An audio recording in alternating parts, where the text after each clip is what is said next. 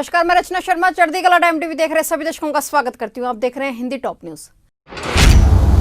Air India के कर्मचारियों के बुरे दिन खत्म नहीं हो रहे। एक बार फिर एयर इंडिया कर्मियों की सैलरी में कटौती की गई है। उनके मासिक भत्तों में 50% तक की कटौती कर दी गई है। पायलटों के भत्ते में भी 40% की भारी कटौती की गई है। एयर इंडिया के एक आंतरिक आदेश में इस कटौती की जानकारी दी गई है।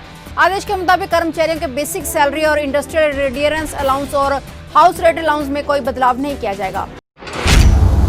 यूपी बोर्ड ने इस साल महामारी के कारण 2020-2021 के नए करिकुलम में कक्षा 9वीं से 12वीं तक के सिलेबस में 30% तक की कटौती कर दी गई है। इसी के साथ बोर्ड ने अपना नया सिलेबस आधिकारिक वेबसाइट पर भी जारी कर दिया है। देश के अन्य शिक्षा बोर्डों ने अपने सिलेबस में कटौती की है। उसी को देखते हुए यूपी बोर्ड ने भी ये फैसला लिया है ताकि इस महामारी के दौर में छात्रों को अतिरिक्त नुकसान न पहुंचे। महाराष्ट्र में पिछले 24 घंटे में महामारी के 10,576 नए मामले सामने आए हैं, जबकि 280 लोगों की मौत हुई है। महाराष्ट्र में महामारी के कारण अब तक 12,556 लोगों की जान जा चुकी है। यहाँ मरीजों की संख्या करीब 3,37,607 है, जबकि सक्रिय केस 1,37,282 हैं। दिल्ली में भी पिछले 24 घंटे में महामारी के करीब 1,227 नए मामले सामने आए हैं, जबकि 29 लोगों की जान चली गई। दिल्ली में महामारी के कारण अब तक 3,719 लोगों की जान जा चुकी है। यहाँ मरीजों की संख्या करीब 1,26,323 है, जबकि एक्टिव केस 14,954 है।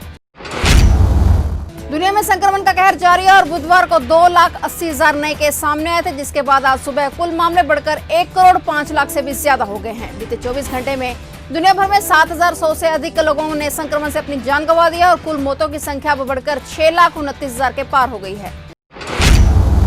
ओडिशा में भी पिछले 24 घंटे में 1,264 नए मामले सामने आए हैं। इसी के साथ ओडिशा में मामलों की संख्या बढ़कर 21,099 हो गई है। यहाँ अभी 7,205 एक्टिव केस हैं और 13,749 लोग ठीक होकर घर लौट चुके हैं।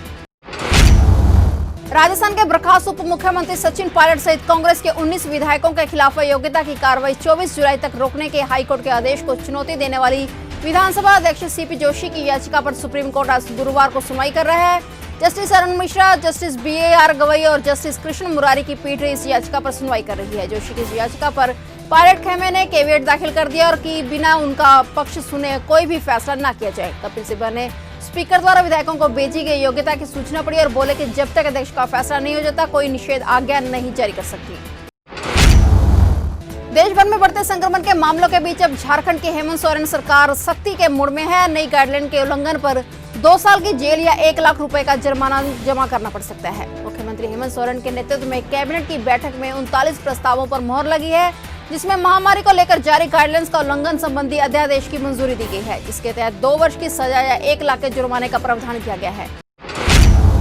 प्रधानमंत्री नरेंद्र मोदी ने आज गुरुवार को मणिपुर को एक नई सौगात दी है। हर घर जल मिशन के तहत यहां पर वाटर सप्लाई प्रोजेक्ट की आधारशिला रखी गई। इस दौरान अपने संबोधन में प्रधानमंत्री नरेंद्र मोदी ने कहा कि महामारी संकट काल में भी देश रुका नहीं है, लेकिन जब तक वैक्सीन नहीं आती हमें मजबूती से लड़ते रहना है। पीएम ने इस प्रोजेक्ट को रक्षाबंधन के मौके पर बहनों के लिए तोहफा बताया।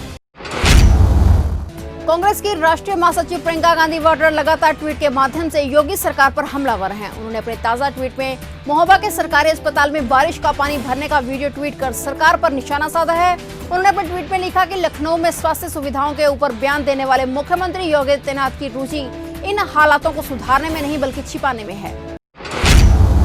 फिलहाल टॉप न्यूज में इतना ही। तब तक के लिए देखते रहिए चढ़ती कला टाइम टीवी और मुझे दीजिए इजाजत। धन्यवाद।